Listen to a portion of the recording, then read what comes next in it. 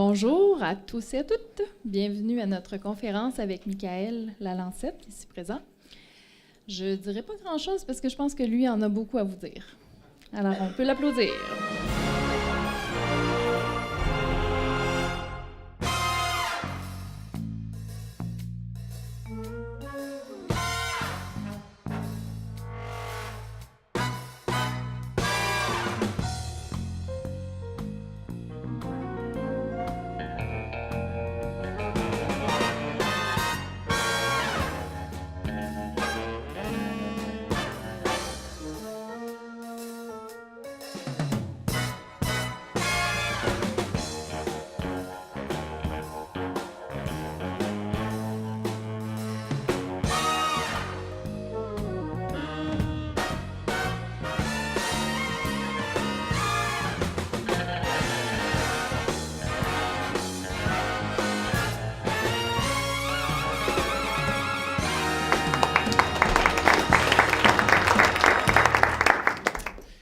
Merci beaucoup, Julie, pour cette belle vidéo-là. C'est quasiment un petit peu gênant.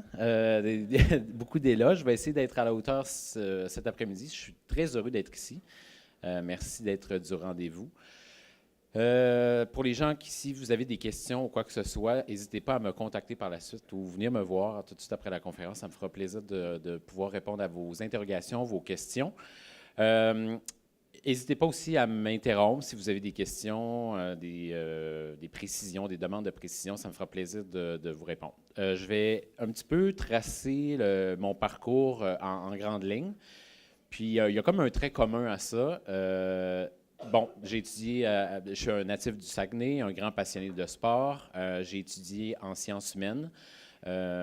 Puis à ce moment-là, j'étais comme un petit peu. J'ai toujours eu la passion des sports. Moi puis mon père, on allait voir des matchs de hockey à tous les jours, à tous les week-ends.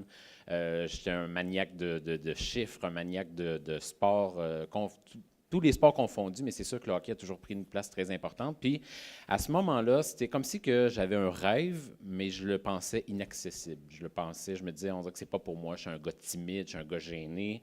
Le monde du sport, les médias, pour moi, ça me passionnait, mais c'est comme si que je me disais, j'y arriverai pas à ce rêve-là si j'étudie là-dedans. Fait que, honnêtement, j'étais en sciences humaines, puis là, je regardais plein d'avenues, la psychologie. À un moment donné, j'ai même pensé devenir conseiller d'orientation.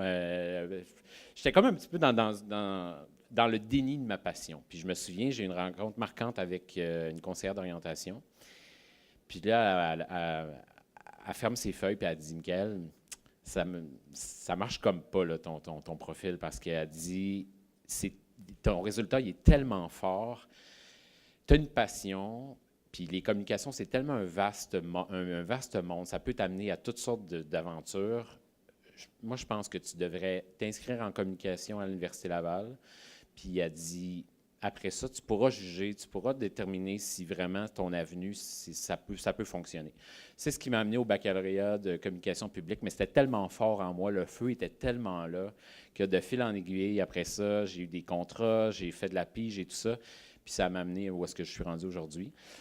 Certificat en économie, puis la finance, ben dans le fond, c'était comme une espèce de plan B. Tu sais, j'avais ce rêve-là de vouloir devenir un journaliste sportif. En même temps, je voulais avoir un plan B en me disant, si ça ne m'amène pas où est-ce que, sur quoi qui me passionne, ben, j'aurai un plan B. Donc, j'utilise pas vraiment l'économie puis les finances dans mon métier à tous les jours, mais ça m'a amené à connaître plein de gens. Ça m'a aussi permis d'avoir mon premier emploi dans les médias parce que ils ont vu que j'avais de la polyvalence, puis je reviendrai à la polyvalence un petit peu plus tard. Donc, ça, c'est mon parcours. Maintenant, je suis à MaTV et TVA Sport, comme chroniqueur, comme animateur, mais aussi comme journaliste.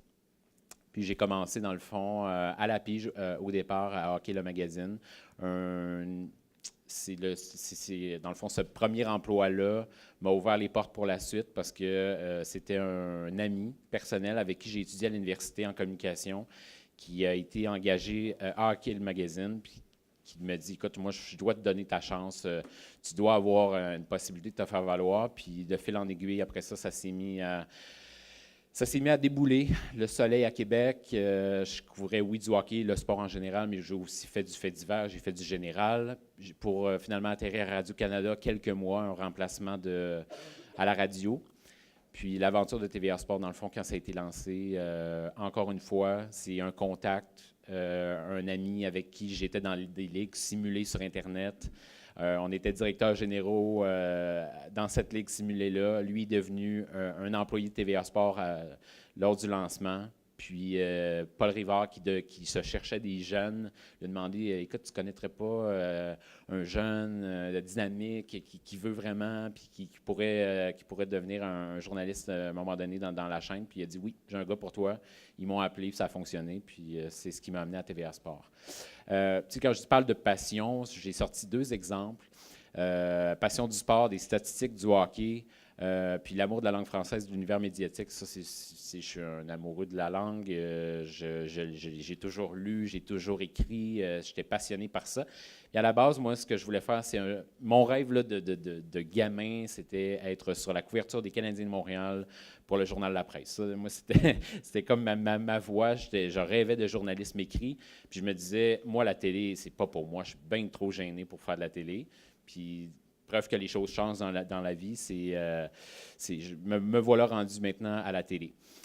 Pourquoi j'ai sorti cette une de journal-là? C'est que, bon, au Saguenay à l'époque, les Saguenayens allaient vraiment pas bien, mais sauf que j'étais des irréductibles partisans, là, moins de 400 spectateurs payants par match.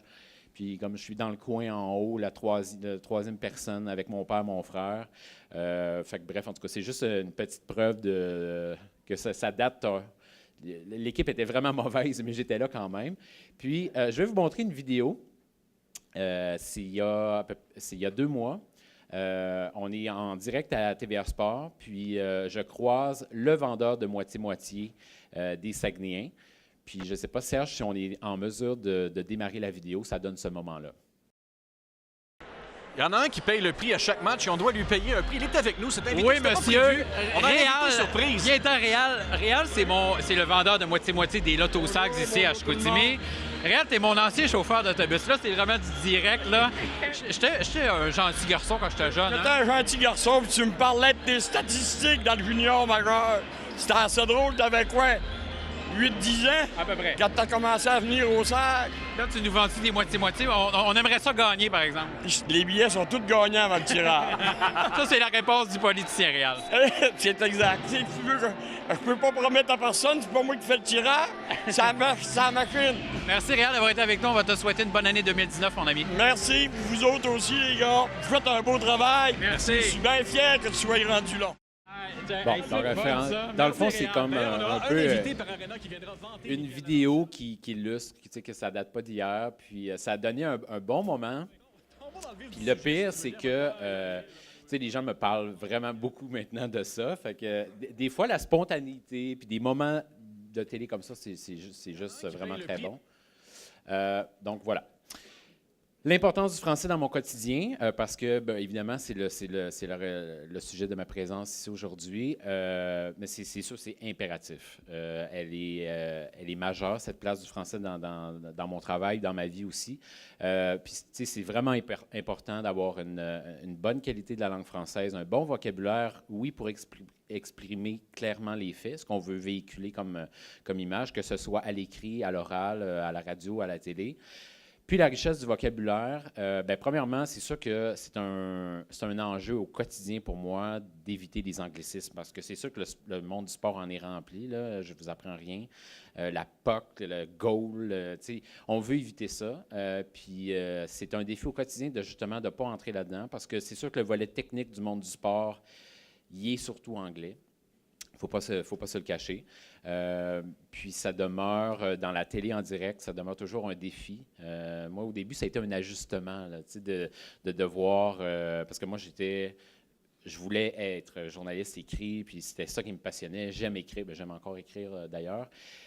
Sauf que là, c'est sûr que j'ai eu à faire l'espèce de... Il y a eu un point de bascule vers la télévision, puis c'est de s'ajuster écrit versus télé. C'est vraiment différent, mais...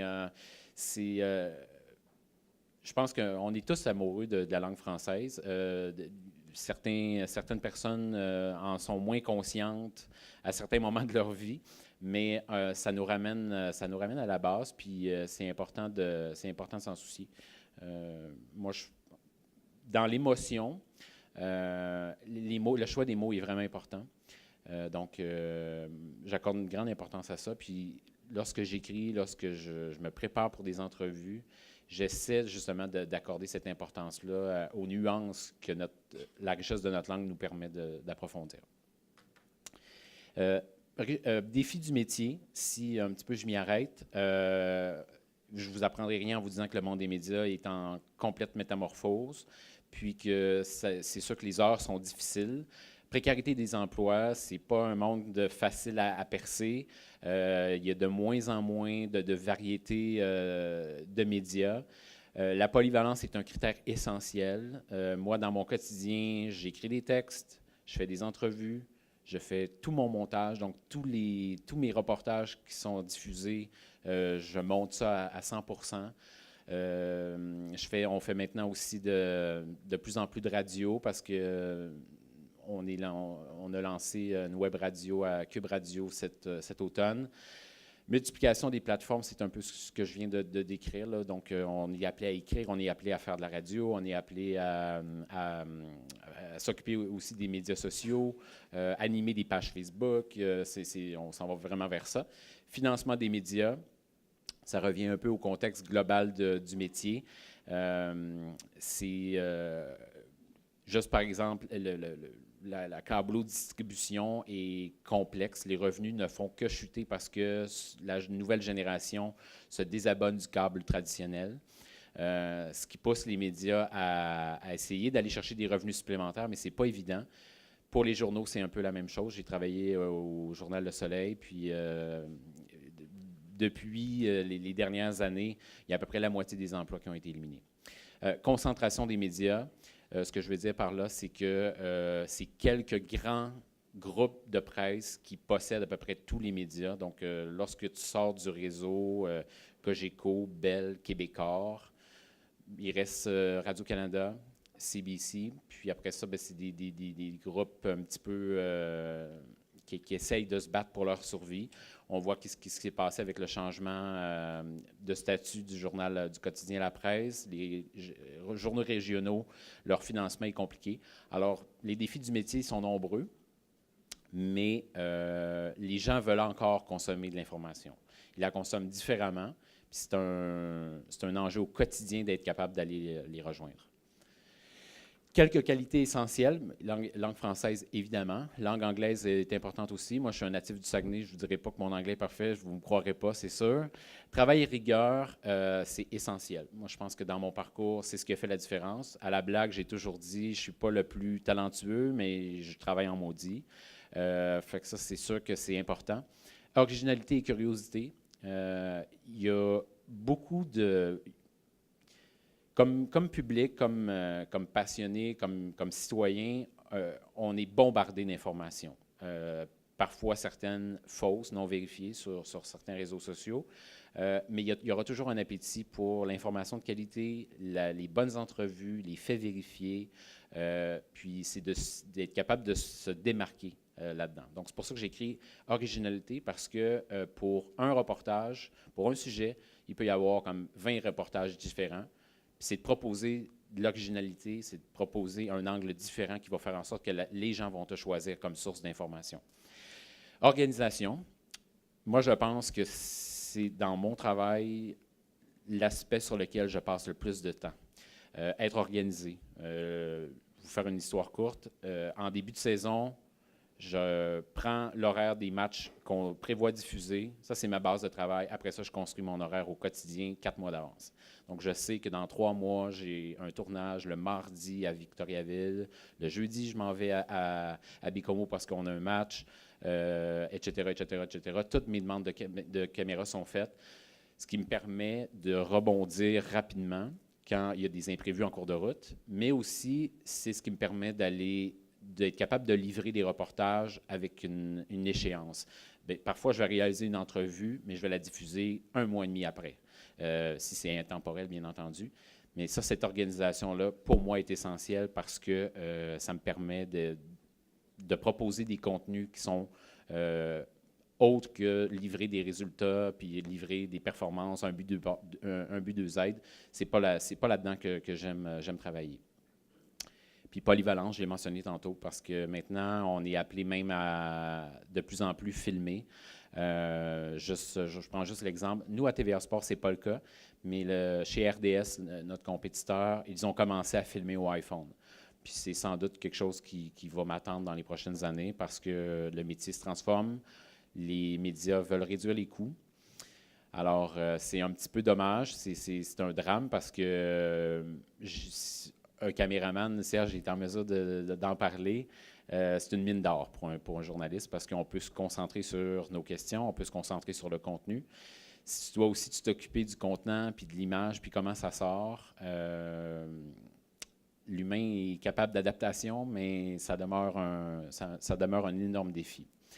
Technique d'entrevue. Ce que je veux dire par là, technique d'entrevue, tu sais, je suis encore en apprentissage, je suis encore jeune, donc je vais continuer de m'améliorer. Tout n'est pas parfait, disons ça comme ça. Mais ce que je voulais faire ressortir, c'était quelques points qui me semblent majeurs pour expliquer comment tu peux avoir de la facilité, mais aussi une capacité à gérer, à t'améliorer comme journaliste. Gérer la technique, ça, c'est le point que moi, je ne peux pas contrôler, mais que je dois apprendre à vivre avec, parce que les problèmes de son font partie de mon quotidien. Parfois parce qu'il y a trop de bruit, parfois parce que ce que j'ai dans mes oreilles, ça ne correspond pas à ce que je devrais. Donc, des fois, ça peut mener à des hésitations, mais ça, tu apprends à gérer ça parce que l'expérience fait en sorte qu'à un moment donné, tu viens par passer à travers, tu sais comment réagir dans telle et telle situation. Par exemple, si tu es en pleine converse, puis tu n'entends plus l'intervenant, bien là, tu vas savoir comment gérer ça et tout ça. Ça, sans expérience, ça, c'est compliqué de gérer la technique.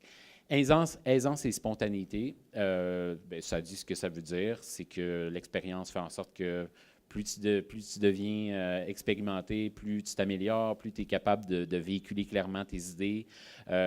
Puis ça donne un moment, tantôt avec mon chauffeur d'autobus, j'aurais jamais fait ça ma première année. C'est impossible. Ça n'aurait pas été bon. Gestion du stress. C'est sûr que dans le direct, parce que le direct, pour moi, c'est à peu près 75% de ma charge de travail. Plus tu peux gérer ça, plus ça fait en sorte que ta performance en ondes va être bonne, c'est sûr. Écoute. Ça, à tes débuts, tu n'écoutes pas. Tu as préparé ta liste de questions, puis tu défiles ta liste de questions parce que tu es trop stressé dans ton entrevue en direct. Plus tu t'acquiers de l'expérience, plus tu vas chercher de l'expérience, moi, en tout cas, dans mon cas, j'ai vraiment travaillé mon écoute. Même que maintenant, je me prépare des questions, mais mes questions ne sont pas tant préparées. Je sais vers quoi je veux m'en aller, je connais mon fil conducteur, mais c'est mon écoute qui va me permettre de relancer sur des points précis, d'approfondir des points que l'invité n'a peut-être pas eu l'impression d'approfondir, puis je vais lui donner l'occasion d'aller préciser un petit peu sa pensée. Et le point contact, relation de confiance, pour moi, c'est le plus important de tout ça. Parce que même si tu as un bon interviewé, tu as un bon intervieweur, si les deux ne se connaissent pas et ils n'ont pas une histoire, ils n'ont pas un lien qui les unit, ça ne fera pas une bonne entrevue. Et moi, ça m'a permis de réaliser des reportages intéressants, touchants, cette relation de confiance-là, parce que la personne que j'avais devant moi me permettait d'aller dans des endroits que j'aurais peut-être pas pensé aller avec ça. Peut-être qu'on peut faire jouer cette vidéo-là. Serge, peut-être sans le son, je vais juste commenter. C'est un reportage que j'ai réalisé l'année dernière avec Philippe Boucher. On explorait le fil conducteur de mon histoire, c'était Philippe Boucher reproduit dans sa vie le lien qu'il a eu avec son père. Il a eu l'occasion de diriger dans les dernières années son fils, Matthew Boucher. Puis, dans le fond, on a parlé de la maladie de son père. Son père est donc il est tombé paralysé. Puis par la suite, ça a amené à son décès, évidemment. Puis dans cet entretien-là, écoute, c'était vraiment une relation. Quand on parle de relation de confiance, c'est exactement ça. Il me raconte justement le lien père-fils qu'il essaie de perpétuer avec son fils, qu'il a eu avec son père, mais on revient dans des moments assez difficiles pour lui. Puis, vous le voyez, c'est une entrevue en voiture. On est allé chez lui, on a fait une entrevue. L'entrevue a duré à peu près 2 heures. Puis, je devais faire ressortir, ça a donné un reportage d'une dizaine de minutes. Je pense que c'est un exemple. Je ne veux pas nécessairement vous faire jouer le sonore. C'est sur tous les réseaux sociaux. S'il y a des gens qui veulent aller revoir ça, ça a donné quelque chose de vraiment intéressant. Puis, dans le fond, la prochaine, ça c'est un petit peu la même chose. Serge, peut-être que tu peux le faire jouer dans le fond sans le son. C'est mon collègue Sébastien qui présente l'entrevue, mais dans le fond, c'est avec Dominique Ducharme, l'entraîneur adjoint des Canadiens de Montréal.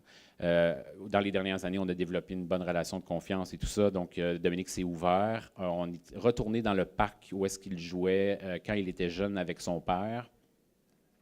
Son père qui est décédé durant un championnat du monde junior alors que Dominique était en Finlande. Puis, tu sais, si je n'avais pas une relation de confiance avec Dominique, c'est sûr que ce moment-là ne serait jamais arrivé. Puis, ça a été une entrevue là aussi très émotive, une entrevue d'1 heure à peu près. J'ai ramené ça dans un reportage de 6-7 minutes. Il nous raconte les souvenirs avec son père et tout ça. C'est ce genre de reportage-là qui te rend fier à la fin, puis qui est vraiment touchant. Des entrevues marquantes et difficiles. Peut-être qu'on peut jouer avec le son dans quelques instants. Ce que je veux faire ressortir par ça, c'est qu'il y a des entrevues qui sont marquantes dans la vie. Ce que j'aime beaucoup faire, c'est dans le fond, ça nous ramène à une chose, l'émotion. Les entrevues qui touchent les victoires, donc les conquêtes de championnat. Mais les entrevues sont aussi difficiles à réaliser quand les athlètes perdent. Quand les athlètes ont de la peine, quand les athlètes sont blessés par la défaite. J'ai c'est une quarantaine de secondes. On peut peut-être regarder ce que ça donne. Merci Sébastien. On voit un moment touchant de David Kelly qui a porté la coupe au bout de ses bras. J'ai à ma compagnie Mathieu Joseph des Sea Dogs de Saint-Jean. Mathieu, c'est un moment touchant. Vous vouliez qu'il porte cette coupe-là? Ouais, DK, il a eu une grosse année. Il est revenu d'un autre cancer, puis il nous a supporté de même. On l'a supporté. Écoute, on a un groupe de gars spécial cette année. On l'a montré pendant la saison. T'sais, on avait un gros défi des playoffs. T'sais, on a fini premier. Les gars ont relevé le défi, ont travaillé en équipe. Ils ont toujours cru. Là, aujourd'hui, écoute... Vous avez joué un super match de hockey ce soir. Oui, exactement. Je pense que ceux qui avaient une pièce dans le change, ils l'ont donné aujourd'hui. Les gars ont travaillé du début à la fin. Ça fait la différence. On a une équipe extraordinaire, des gars extraordinaires, un groupe d'entraîneurs extraordinaire. On va essayer d'aller chercher un autre trophée pour la Ligue junior majeure. Nicolas, toujours un grand plaisir. Félicitations. Merci beaucoup. La moitié de l'équipe pleure là, parce qu'on veut pas se quitter. Là, c'était tellement beau comment que notre saison était le fun. Fait que c'est dur, mais en même temps, on est fiers de ce qu'on a accompli. Ensuite, je te laisse le mot de la fin t'adresser aux gens de Rouyn-Noranda. C'est un gros merci là, tout au long des séries. Ça a été incroyable ce qu'ils nous ont amené. Les gens qui se sont déplacés jusqu'ici, on sait que c'est pas donné. Fait que le support qu'on a eu toute la saison, là, on est vraiment reconnaissants. Fait que merci beaucoup. Donc, c'est sûr que ces moments-là, c'est des moments où est-ce que tu te sens privilégié comme journaliste, tu apprécies, tu savoures ça. C'est l'émotion à l'état brut comme ça, sur une patinoire après une victoire, après une défaite. C'est juste wow. Tu savoures ces moments-là. Ça fait partie de mes moments préférés. Évidemment, j'ai l'occasion aussi d'aller dans des événements, par exemple le repêchage de la Ligue nationale, c'est incroyable comme aventure, mais ces moments-là, c'est des moments, c'est spécial. Ouais. Je pense que c'était pas mal ça. J'ai mis des photos. Je ne sais pas si vous avez des questions. J'ai essayé de le faire le plus de façon succincte possible. S'il y a des éléments que vous voulez faire ressortir, gênez-vous pas.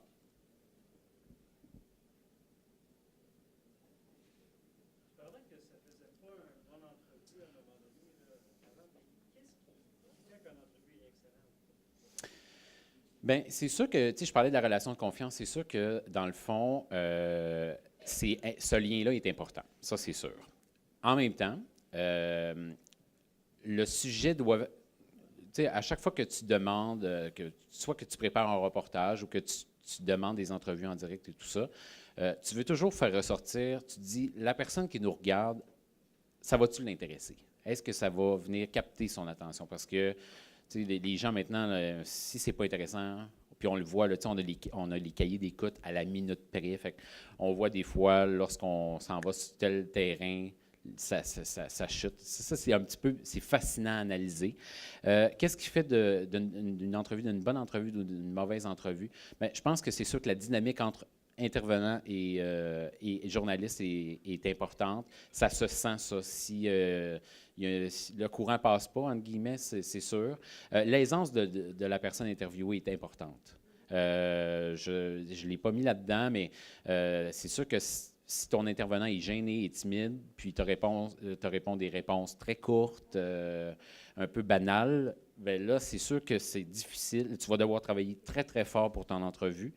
Puis en bout de ligne, ça ne donnera pas un bon produit pour la personne à la maison. Fait que c'est sûr que l'aisance, elle est importante. En même temps, ça va aussi avec la confiance que tu as avec la personne interviewée. Mais il y a un trait commun, puis j'y reviens un peu, mais l'émotion. Dans les moments d'émotion, c'est vendeur, puis là, je parle de la valeur marchande de l'entrevue, mais je parle aussi du moment que ça va donner à la télévision. Puis c'est la force de la télé, c'est cette émotion-là. Dans un texte, tu vas pouvoir la reproduire, la recréer, mais la force de l'image, on dit tout le temps une image vaut 1000 mots, là, c'est un peu ça. Dans les réseaux sociaux, là, pour ouais. C'est vraiment instantané en termes de réaction et tout ça. Oui.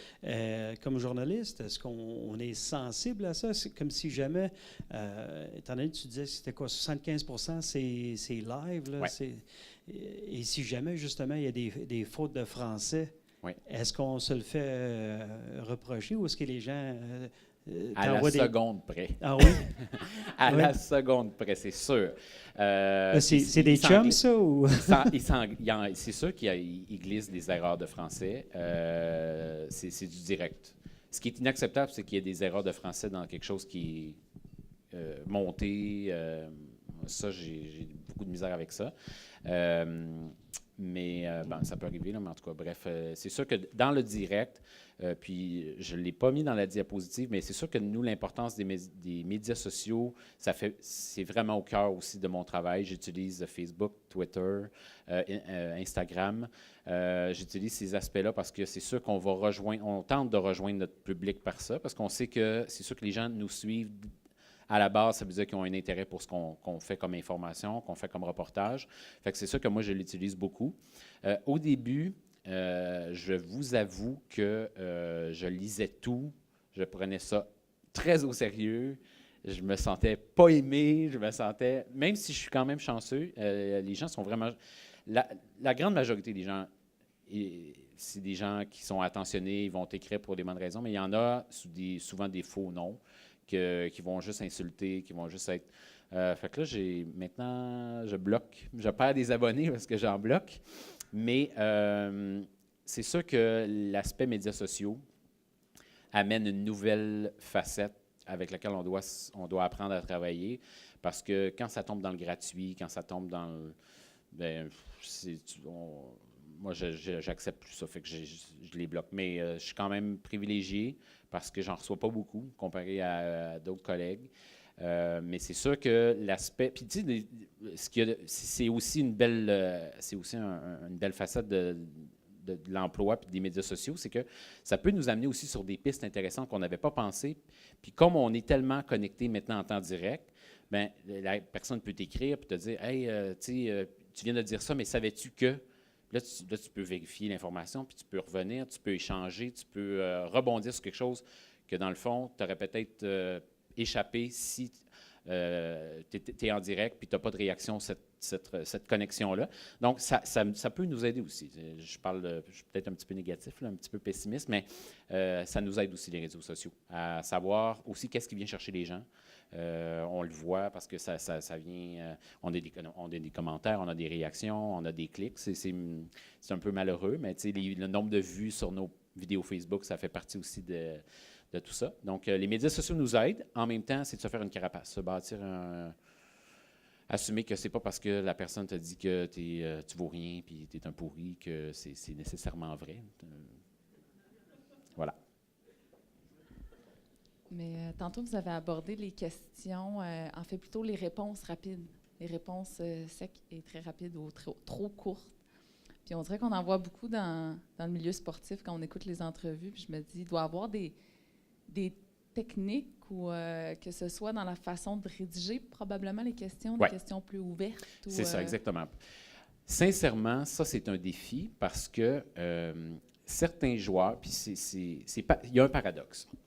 Certains joueurs, si tu lances une question ouverte, il va figer, il va avoir peur, c'est trop pour lui. Donc, je te dirais, ça dépend. Ça dépend de l'intervenant. Il y en a qui sont... Sincèrement, la grande majorité des jeunes m'impressionnent beaucoup. Puis ça fait partie de mon mandat aussi comme journaliste d'offrir la diversité de voix. Parce que c'est sûr que, bon, il y a les joueurs vedettes, il y a les joueurs qu'on revoit forcément plus souvent parce qu'ils se distinguent puis ils se démarquent. Donc, c'est sûr que on finit par revoir et réentendre ces personnes-là plus souvent. Mais moi, dans mon emploi, je me dis, j'ai aussi un rôle d'offrir, parce que, en tout cas, dans ce qui concerne le hockey junior, ce sont des jeunes qui sont en développement. Puis j'essaie de donner la chance au plus grand nombre d'intervenants possible de pouvoir avoir la chance de passer en entrevue.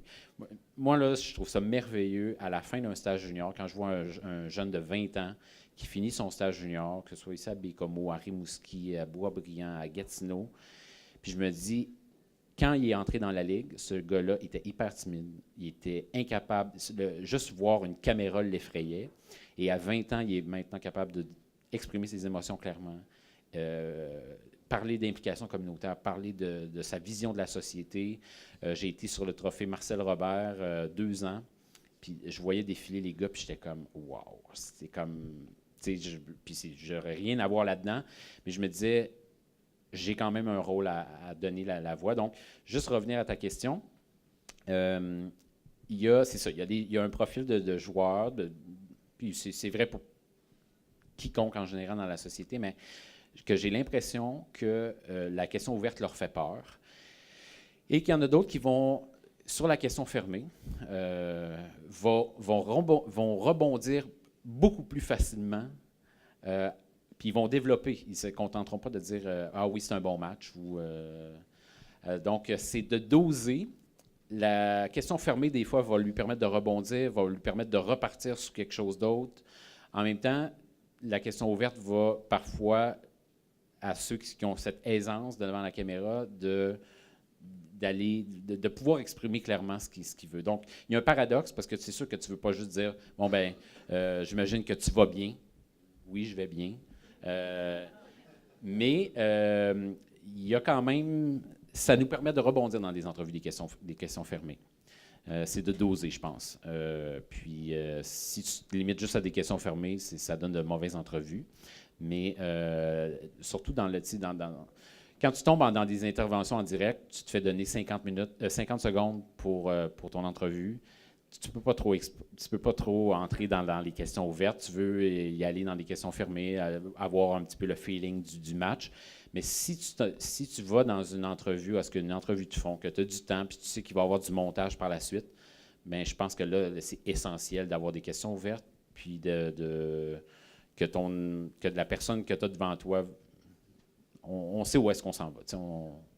On se sent un et l'autre. Je ne sais pas si je réponds un peu à... Ouais. Merci. Oui, un mix des deux, c'est ça. Merci. Moi, ma question, c'est des fois, vous avez un agenda, des questions que vous voulez poser, et quand vous tombez sur quelqu'un vraiment là, de volubile, là, lui, là, il n'est pas arrêtable. Là, mais là, tu as encore comme 10 questions à lui poser après, puis tu es encore à la première question. Oui. Fait que c'est une façon correcte de couper, d'interférer la réponse sans que ça passe. Parce que les gens n'aiment pas ça quand on coupe non plus, quand les gens ils Non. coupent. Puis là, ils veulent savoir la fin, mais la fin, elle finit pas. C'est ça. Puis la façon polie, c'est rapidement. Là. Mais tu sais, ça, c'est quand on dit ça, ça veut dire que ça achève. Là. Mais c'est une excellente question dans le sens que ça nous arrive. Puis on dirait que c'est un peu un cauchemar. Puis je pense que dans le fond, c'est d'avoir peut-être une petite discussion avant. Dire, écoute, j'ai tant de questions, j'aimerais ça que tu me parles de ça, ça, ça. On a 3:30. OK, en 3 minutes 30, je pense que ça met la personne aussi dans un état d'esprit de dire, OK, là, on va ramasser nos idées, on va véhiculer ce qui est le plus important, se maintenir à l'essentiel. C'est un gros enjeu en direct. Dans les entrevues enregistrées, le montage fait un excellent travail. Là, il peut y avoir des longueurs, mais dans l'entrevue en direct, c'est toujours puis c'est aussi l'expérience de la personne qui va faire en sorte que elle sait exactement. Puis tu sais, à un certain moment donné, tu viens que tu intériorises tellement les timings. Mais quand j'ai commencé, on me disait, OK, tu as 4 minutes. OK, parfait. Là, je voulais tout donner mon là. Puis là, j'arrivais, puis je me disais, OK, il me reste encore 1 minute, puis là, je ne sais pas, on s'en va où, là, tu sais, là, dans ma tête, évidemment. Maintenant, on me dit, OK, tu as 2:45. Je vais être capable, là, ça va faire 2:44. Puis, tu sais, je vais arriver comme... L'expérience fait en sorte que tu as intériorisé ça, puis tu sais rebondir sur... Puis encore là, bien, l'écoute, c'est important. C'est pour ça, oui, tu dois te préparer, tu dois avoir de la préparation. En amont, il y a beaucoup de choses à préparer. Mais en même temps, quand tu tombes en direct, tu dois te laisser guider par l'émotion du direct. Ouais.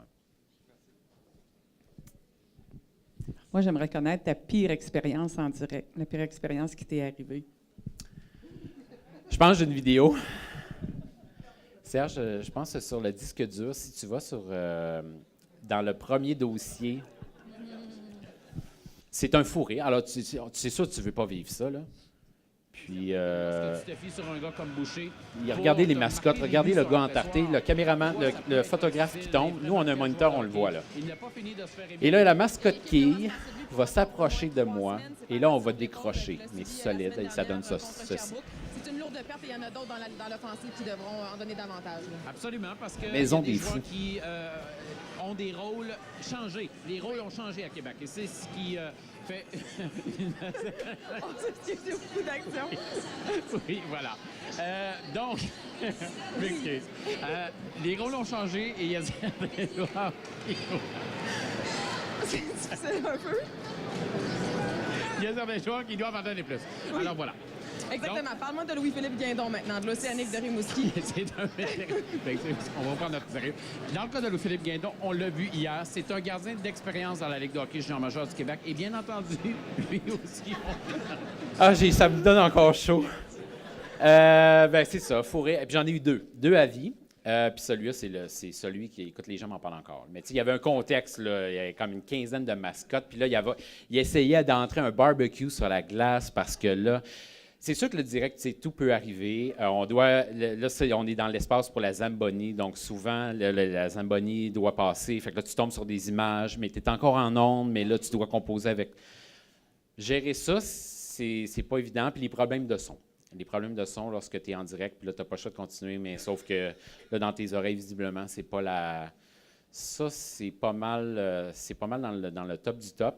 Et l'expérience la plus troublante, puis Julie, je l'avais raconté quand j'étais allé à Sherbrooke, mais je vais faire ça court, là, mais Anthony Brodeur, le gardien des Olympiques, connaît une performance de feu. Il est la première étoile de la rencontre, puis je dois aller sur la glace faire une entrevue avec lui. Et dans la semaine, son grand-père est décédé, le père de Martin Brodeur. Donc, c'était son grand-père, évidemment. Puis, tu sais, je sentais tout le long du match, je le sentais à fleur de peau, émotif, mais il était dans sa zone, puis il connaissait toute une performance. On entre en entrevue en direct avec lui. Et là, comme il est en train de me parler de son grand-père, on a un problème avec le micro. La batterie du micro tombe. Alors là, on n'a plus de son. Là, on est comme... Il y a une caméra qui est sur nous, mais là, lui, il se rend compte que là, on réalise que la batterie est sur la glace, puis tout ça. Écoute, ça a donné un moment, là, j'y repense à ça, j'ai des frissons. Parce qu'on était on était à fleur de peau, en pleine émotion, puis là, tu as un problème technique. Ça avait été mal vissé par toujours la faute des techniciens. Mais c'est ça c'était, on a juste mis fin à l'entrevue parce que le micro était brisé, on n'a pas pu continuer. Puis là, après ça, je m'excusais, puis je savais comme pas quoi dire, mais ça, c'est de loin mon pire moment. Puis ça maintenant, j'en ris. Là, ouais, c'est ça. Donc, je pense que, en tout cas, si vous avez d'autres questions, gênez-vous pas, venez me voir, écrivez-moi, contactez-moi, ça me fera plaisir. Avant que vous quittiez, parce que là, je vois qu'il y en a qui s'en vont, je pense que c'est terminé. Ouais. Alors, avant que vous quittiez, j'aimerais ça qu'on puisse essayer de voir qu'est-ce que c'est que de vivre une entrevue. Est-ce qu'il y en a qui seraient volontaires pour se faire poser quelques questions, que ce soit... Oui?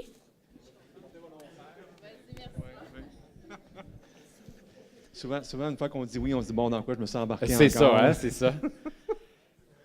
Oui. Donc, parlons un petit peu de la langue française. Parlons de l'activité d'aujourd'hui. On est des amoureux de la qualité du français. Bien entendu, on veut le meilleur pour l'avenir de notre langue. C'est quoi les défis de la langue française dans les prochaines années?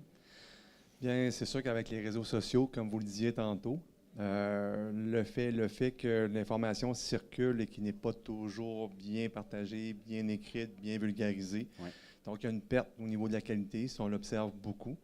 Et aussi d'encourager aussi, si je peux dire, l'usage de la langue dans un monde qui quand même est beaucoup influencé du côté anglophone, puis même de d'autres langues que des fois qu'on ne mentionne pas, mais qu'elles sont quand même là, parce qu'on vit dans un monde plus global que local, ça c'est certain, je pense. Ouais. On est ici dans un établissement d'enseignement. Votre cégep est superbe par l'entremise. Comment il se manifeste chez les jeunes, l'amour de la langue française? Bien, je pense qu'il y a au niveau de la littérature, parce que moi j'enseigne en philosophie, donc c'est sûr que je suis enseignant de formation en philosophie. En littérature, je pense qu'il y a un intérêt davantage pour des œuvres littéraires québécoises. Et ça, je pense que c'est plus gagnant que pas. Oui. Et en même temps, c'est sûr que c'est peut-être pas au niveau de la langue française, mais plus au niveau de l'autochtonie, des ouvrages autochtones. Et en même temps, si on peut observer un retour aussi à l'Innu, par exemple, sur la Côte-Nord, et qui en même est traduit en français. Donc, ça, je trouve que ça vient chercher beaucoup les jeunes, puis en même temps, les jeunes autochtones aussi qui sont ici dans notre collège, qu'on est content de les avoir aussi, là, c'est certain. Là. Oui. Merci beaucoup. Merci à vous. Merci, Dave. Ah, dans mon oreille, j'entends qu'un certain entraîneur de basket serait peut-être volontaire. Vous avez l'occasion de travailler avec des sportifs. On a tous une passion pour le sport, quelle qu'elle soit. Quel est le défi au quotidien de travailler avec des sportifs? Peut-être sur une base académique, mais aussi en général. Les sportifs nous sont capables de belles surprises parfois. Là. Quels sont les enjeux? Quels sont les... De mon côté, présentement, je suis entraîneur au niveau du basketball. Donc, c'est un sport collectif. De gérer différentes personnalités, de rassembler tout ça ensemble pour essayer de retirer le meilleur de tout le monde quand c'est le temps que ça sorte, d'amener de la variété pour les garder motivés, intéressés à tout ce qui va se passer pendant toute une saison. Donc, on sait qu'une saison, c'est long. On a juste une saison de 12 matchs. On sait que les professionnels à 80 matchs, 70 matchs, ça doit être tout un défi. Donc, de gérer plusieurs personnalités et de collaborer avec eux en tout temps. Et tantôt, tu mentionnais l'écoute. Oui. Je pense que c'est une qualité qui est importante pour essayer d'arriver à bien travailler avec tout le monde. Ils sont inspirants, ces jeunes-là. On les voit passionnés par leur sport, par leur discipline sportive respective, mais ils sont inspirants. Puis c'est valorisant aussi pour les accompagner là-dedans, dans leurs rêves. Vraiment. Oui. J'ai la chance de côtoyer plusieurs beaux jeunes. Juste pour faire un petit résumé, je suis revenu l'année dernière entraîner parce que mon fils était là, ce qui est tantôt ce que tu mentionnais. Ouais. Et il n'y avait pas d'entraîneur et je suis revenu après 5 ans de retraite de basket trouver l'équipe. Puis je leur dis souvent, il y a quelques gars qui sont là présentement, je leur dis souvent que c'est très plaisant. Et on a fait une saison, mon fils est parti, puis tellement ils sont motivés, inspirants, j'ai décidé de faire une deuxième saison avec eux autres cette année et on a eu une saison extraordinaire. Prenez-en soin. Hein? Merci. Merci, Marco. Alors maintenant, Michael, ça va être à ton tour de te faire interviewer. On a Nadine ici qui va te poser quelques questions. Bonjour, Michael. Bonjour. Je vais poser quelques questions que peut-être certains d'entre vous auraient déjà en tête aussi. C'était des questions plus générales par rapport à ton parcours, ton expérience. Donc, la première, quelle est la personne qui t'a le plus marqué parmi les entrevues que tu as fait passer dans ta carrière jusqu'à maintenant? C'est une excellente question. La personne la plus marquante. Là où les personnes. Oui. C'est une excellente question. Je dirais, mais